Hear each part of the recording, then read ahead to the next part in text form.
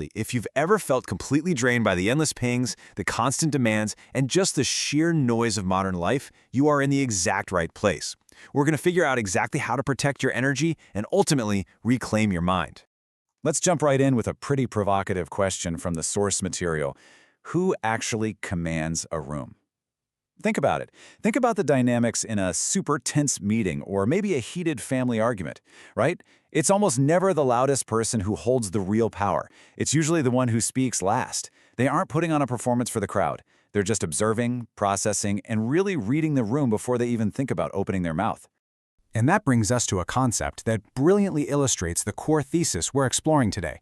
Dropping the chaos and actively choosing stillness, that is literally the ultimate flex of strength. People so often mistake calmness for being a pushover, right? But our sources reveal it's exactly the opposite. It's spiritual precision. It's the ability to choose your exact response, like a surgeon's scalpel, instead of just swinging a sledgehammer of raw emotion. It's a highly active, totally intentional skill. Section 1. The cost of reaction. How we leak our power in the modern world. To kick off our journey, we've got to look at the everyday mistakes we're all making that totally drain our clarity. Now, what is absolutely wild to consider is just how much of our finite daily energy gets leaked into things that simply won't matter tomorrow. We are literally bleeding our life force into passive-aggressive emails we never needed to send, endless doom scrolling, and, oh, you know this one, overthinking those arguments you had in your head while taking a shower. It leaves practically nothing in the tank for actual wisdom and real connection. Think of your energy like a candle. It's a perfect metaphor showing that non-reaction isn't about submitting to the world, it's just protecting your own flame. If you try to argue with every single breeze, every rude comment online, every bad driver, every little daily frustration, your flame is going to get blown out by noon. But if you bend and just sort of shield yourself, your light keeps burning steadily. And honestly, that is true mastery. So, the absolute crucial point to anchor this first section is this quiet little phrase. You can use it to protect your energy like it's absolute gold. Psychologists and monks will all tell you the same thing. There is a massive, incredibly powerful space between something happening to you and how you choose to respond to it. When you pause, step right into that gap, and use this mantra, well, you totally reclaim your freedom. Moving on to Section 2. Detachment reveals the truth. Why letting go gives you more control. This is where we really start to flip our perspective on how we handle the things we want in life. I want you to pause for a second and really ask yourself this kind of uncomfortable question. Where is your suffering actually coming from? Because the Buddhist insight here is just profound. We usually don't suffer purely because circumstances change. We suffer because we completely refuse to accept that they're changing. Think about a relationship ending or a job shifting. The pain multiplies tenfold when we desperately white-knuckle the way we thought things were supposed to go. Just imagine tightly clenching a fistful of dry sand. What happens? Yeah, it just slips away through your fingers. Trying to squeeze and control every single outcome just makes it slip away faster. That's exactly how our nervous systems handle attachment.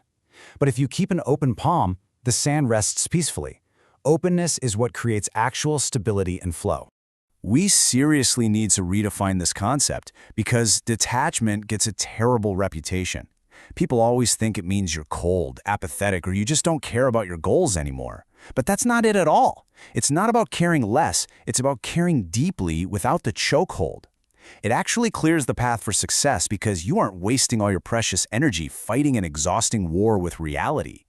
Memorize this. Keep it in your back pocket. It'll help you drop those heavy stones of fear and expectation right into the river. Whenever you feel that anxious, tight-chested urge to control a specific outcome, just remind yourself, peace rushes in the exact moment your grip ends. All right, on to Section 3, the antidote of stillness, clearing the muddy water of the mind. As we move deeper into our explainer, we're shifting from our physical reactions to the actual day-to-day mechanics of our mind. Think about how our thoughts behave, basically just like a glass of muddy water. When you're stressed out and trying to force an answer, say you're agonizing over some massive career decision at 2 a.m., you are actively stirring the mud. You can't force the dirt to settle by stirring it more, right? You literally have to step back, set the glass down, give it a minute. Just allow for some stillness so the dirt can naturally settle to the bottom, allowing you to see straight through.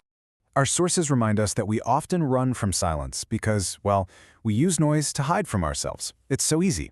We fill every quiet second with music, doom scrolling, or, ironically enough, explainers just like this one. We do it because true stillness forces us to actually meet ourselves. But noise is just an escape. Stillness is the only mirror that truly works. Take this quiet reminder with you the next time you feel the intense urge to overthink or force an answer that just isn't ready. Striving and grinding, they definitely have their place. But honestly, sometimes your absolute best decisions come when you finally step back, stop chasing clarity, and get out of your own way. Which brings us to Section 4, Planting Your Inner Garden, How Focus and Patience Construct Reality. Now that we've found a bit of stillness, let's explore how to actively build a better reality using our focus. Think about the incredibly unique timeline of the bamboo plant. It proves that patience isn't just sitting around doing nothing. No way! It is a heavy, active investment in your roots. For years, there is zero visible growth above ground. Most people would totally quit in year 3 thinking they failed. But if you hold steady, boom! That sudden, explosive growth eventually comes because the massive foundation was painstakingly built in silence. Think of it this way. Every single thought you repeat is a seed. You must purposefully select which parts of your mental garden get your attention today.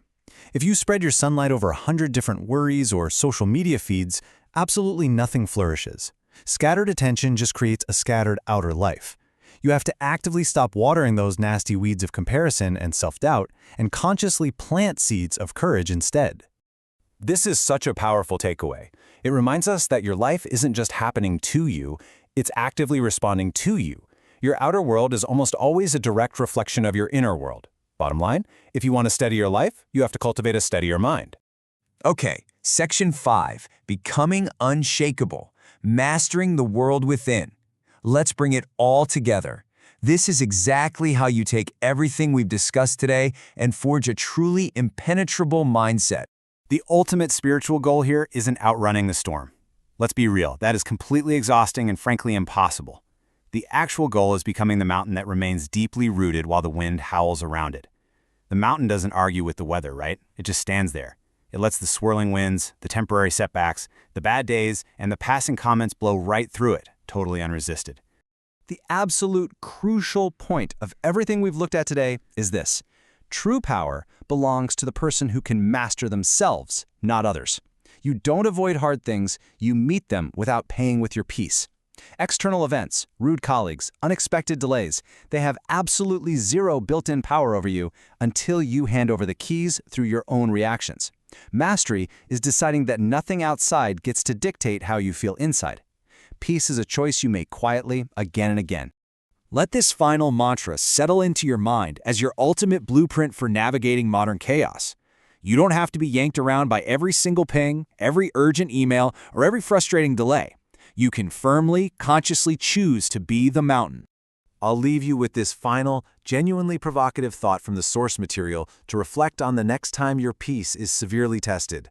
Ask yourself, who do I become in the quiet moment right before I choose how to respond to something hard? That tiny, microscopic fraction of a second between a trigger and your reaction, that is exactly where your entire future is built. Protect your calm, guys, because it is worth far, far more than you think.